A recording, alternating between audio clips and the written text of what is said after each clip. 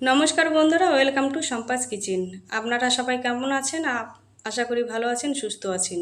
আজ আমি আপনাদের বানিয়ে দেখাবো লঙ্কার চপ রেসিপি। তার জন্য এখানে নিয়ে নিয়েছি লঙ্কা, ছোট ছোট সাইজের লঙ্কা নিয়ে নিয়েছি। লঙ্কাগুলো ভালো করে ধুয়ে এইভাবে মাঝখান দিয়ে কেটে নিয়েছি। আপনারা চাইলে বীজ ফেলে দিতে পারেন, আমি এখানে বীজটা ফেলে নিই, রেখে দিয়েছি। আর এখানে নিয়ে নিলাম দুটো সিদ্ধ করা আলু। আর এখানে একটা পাত্র নিয়ে নিয়েছি, নিয়ে নেব 4 চামচ বেসন। আর নিয়ে নেব 2 চামচ চালের গুঁড়ো। এখানে চালের গুঁড়োর বদলে আপনারা কর্নফ্লাওয়ারটা ব্যবহার করতে পারেন। আমি এখানে কর্নফ্লাওয়ার ব্যবহার করিনি, চালের গুঁড়োটা দিলে খেতে বেশ ভালো লাগে।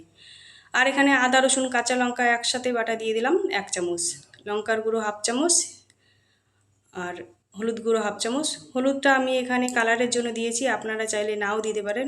লবণ 1/2 চামচ দিয়ে সব উপকরণ ভালো করে একটু মিশিয়ে নিয়ে এবার অল্প অল্প জল দিয়ে একটা ব্যাটার তৈরি করে নেব। একবারে বেশি জল দিতে যাবেন না, নাহলে পাতলা হয়ে যেতে পারে। আমি এরকম একটা ঘনত্ব ব্যাটার তৈরি করে নেব। এবার একটা কড়াই বসিয়ে দিয়ে একটু তেল দিয়ে দিয়েছিলাম। এবার নাড়াচাড়া করে দিয়ে দেবো একটু জিরে। জিরেটা দেওয়া হয়ে গেলে এবার দিয়ে দেবো সরষে। এবার আমি একটা পেঁয়াজ, বড় সাইজের পেঁয়াজ কুচি করে রেখেছিলাম, দিয়ে দেবো। দিয়ে বেশি ভাজার দরকার নেই, হালকা একটু নাড়াচাড়া করে এবার দিয়ে দেবো 1/2 চামচ লবণ।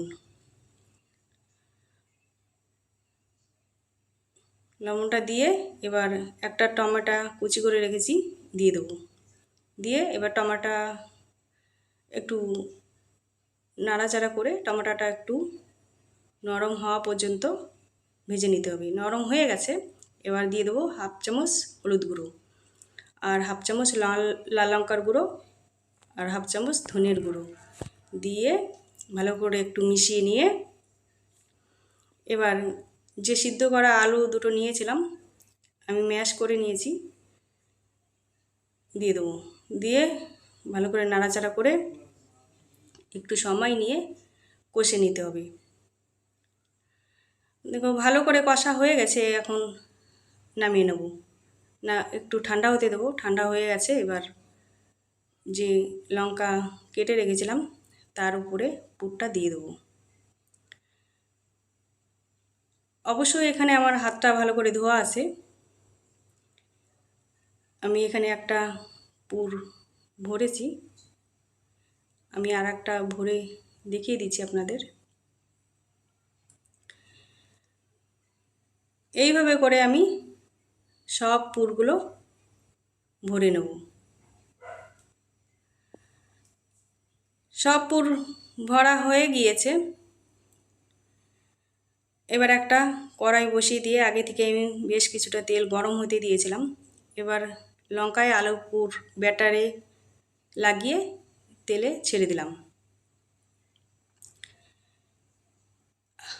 একটু সময় নিয়ে ভাজতে হবে, মিডিয়াম টু লো আছে।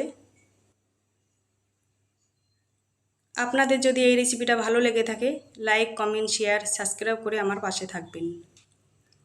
একবার হলেও বন্ধুরা এই রেসিপিটা বাড়িতে বানিয়ে খেয়ে দেখবেন, খুবই ভালো লাগবে। উল্টে পাল্টে লাল লাল করে ভেজে নিয়েছি, এবার তুলে নেব। একইভাবে আমি সবগুলো দিয়ে দেবো। সবগুলো দিয়ে উল্টে পাল্টে লাল লাল করে ভেজে নেব। ভেজে নিয়েই তুলে নেব। তুলে নিয়ে উপর দিয়ে বিট লবণ ছড়িয়ে দিয়ে চিলি সস, টমেটো সস দিয়ে সব সার্ভ করে নিলাম লঙ্কা চপ রেসিপি। ভালো থাকবেন, সুস্থ থাকবেন, সাবধান থাকবেন। আবার চলে আসবো পরবর্তী রেসিপি।